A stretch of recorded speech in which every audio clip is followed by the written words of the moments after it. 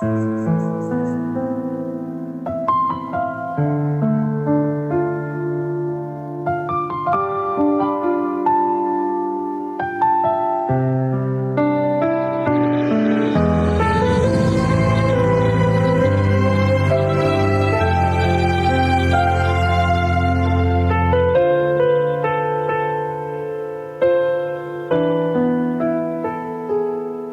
na ako nagtatanong kung bakit nagbago ka. Hindi na rin ako umasa na babalik ka pa. Natuto na akong tumahimik sa mga bagay na masakit. Hindi dahil okay na ako, kundi pagod na rin ang dibdib. Tinanggap ko na hindi na tayo babalik, na may mga kwentong hanggang dito na lang. Kahit masakit, tinanggap ko na ikaw ay alala na lang. Pero hindi ibig sabihin na magaling na ang sukat.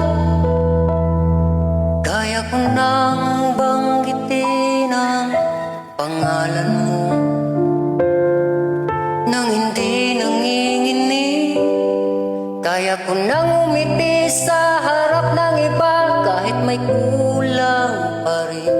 Hindi na ako humihiling nang maintindihan mo ako. Basta alam ko sa sarili, hindi pa rin tapos to. Tinanggap ko na hindi na tayo babalik, na may mga salitang hindi na masasabi.